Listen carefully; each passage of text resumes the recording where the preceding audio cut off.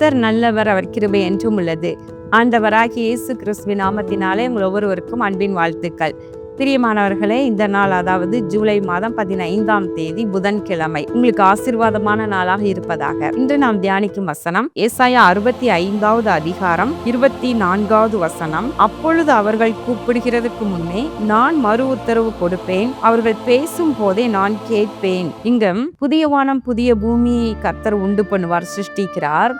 அதுல நடக்கிற காரியங்களை குறித்து அழகா இதுல எழுதப்பட்டிருக்கிறது. ஏசாயா 65:17வது வசனத்திலிருந்து பாருங்க. இதோ நான் புதிய வானத்தையும் புதிய பூமியையும் சிருஷ்டிக்கிறேன், முந்தினவைகள் இனி நினைக்கப்படுவதும் இல்லை, மனதிலே தோன்றுவதும் இல்லை என்று சொல்லி அழகாய் அப்ப என்னெல்லாம் செய்வாராம். அங்கே இனி அற்ப ஆயுசுள்ள பாலகனும் தன் நாட்கள் பூரணமாகாத கிழவனும் உண்டாகிறார்கள், 100 வயது சென்று மரிக்கிறவனும் வாலிபன் என்று எண்ணப்படுவான் என்று சொல்லி அடுத்து பாத்தீங்கன்னா 22வது வசனத்துல விருட்சத்தின் நாட்களைப் போல என் ஜனத்தின் நாட்கள் இருக்கும், நான் தெரிந்து கொண்டவர்கள் தங்கள் கைகளின் கிரியைகளை நெடுநாளாய் அனுபவிப்பார்கள் என்று சொல்லி அவர்கள் சந்தானமும் அவர்களோட கூட ஆசீர்வதிக்கப்பட்ட சந்ததியாய் இருப்பார்கள். அப்பொழுது அவர்கள் கூப்பிடுகிறதற்கு முன்னே நான் மறு உத்தரவு அருள்வேன் என்று ஆண்டவர் சொல்லுகின்றார். அப்போ ஆண்டவர் புதிய வானம் புதிய பூமி என்று சொல்லி அவர் பழையவைகளெல்லாம் ஒளிந்து போக பண்ணி புதிய வானத்தையும் புதிய பூமியையும் சிருஷ்டித்து அதிலே தம்முடைய ஜனத்தை வைக்க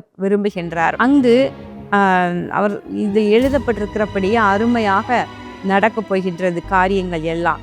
அப்போ அதுல தேவ பிள்ளைகள் கூப்பிடுகிறதுக்கு முன்னே அவர் மறு உத்தரவு கொடுப்பாராம். பாருங்க எவ்வளவு ஆச்சரியமா இருக்கிறது. இப்போ நம்ம ஜெபம் பண்றோம், போராடி ஜெபம் பண்றோம், ஊக்கமாக ஜெபம் பண்றோம், ஒரு காரியத்திற்காக இடைவிடாமல் ஜெபம் பண்ணுகின்றோம். தேவ சமூகத்திலிருந்து பதில் வரணும், கர்த்தர் கிரியை செய்யணும் என்று சொல்லி இடைவிடாமல் ஜெபம் பண்ணுகின்றோம். ராத்திரி நேரத்திலையும் விழித்திருந்து நம்ம ஜெபம் பண்ணுகின்றோம். ஏன்னா இந்த நாட்கள் கடினமான நாட்களா, அதாவது பல காரியங்களுக்காக நம்ம போராடி ஜெபித்து தான் ஆண்டவர் சமூகத்திலிருந்து பதிலை பெற வேண்டியதா இருக்கிறது. ஆனால் புதிய வானம் புதிய பூமி அதுல எப்படி இருக்குமா, நம்ம கூப்பிடுகிறதுக்கு முன்னே எங்கள் அன்புள்ள பரலோக பிதாவே என்று சொல்லி நம்ம ஜெபம் ஆரம்பிக்கிறதுக்கு முன்னமே ஆண்டவர் சொல்வாராம், உன்னுடைய விண்ணப்பத்துக்கெல்லாம் பதில் கொடுத்துட்டேன் என்று சொல்லி மறு உத்தரவு அருளுவார் என்று வசனம் சொல்லுகிறது. பிரியமானவர்கள், எவ்வளவு ஆச்சரியமாக இருக்கிறது. அவர்கள் பேசும் போதே நான் கேட்பேன். பேசும் போதே ஒருவருக்கொருவர் பேசும்போது இன்னொரு வசனம் சொல்கிறது, கர்த்தருக்கு பிரியமானவர்கள் ஒருவரோடொருவர் பேசிக்கொள்வார்கள், கர்த்தர் அதை கவனித்து கேட்பார் என்று வசனம் சொல்லுகிறது. பிரியமானவர்களே, புதிய வானம் புதிய பூமியில் மாத்திரமல்ல, இந்த நாட்களையும் கூட தேவனால் நமக்கு இப்படி கிரியை செய்ய முடியும். தானியேலை குறித்து சொல்லப்பட்டது, நீ மிகவும் பிரியமானவன், ஆகையால் நீ வேண்டிக் கொள்ள துவங்கின பொழுதே கட்டளை உனக்கு வெளிப்பட்டது என்று சொல்லப்படுகிறது. அப்போ ஆண்டவர் நினைச்சா இப்ப கூட நம்ம ஜெபிக்க தொடங்கும் போதே ஆண்டவர் நமக்கு பதிலை கொடுக்க முடியும், மறு உத்தரவு அருளி செய்ய முடியும். நம்ம பேசுகிறதை அவர் கேட்டுக்கொண்டே இருக்கிறார்.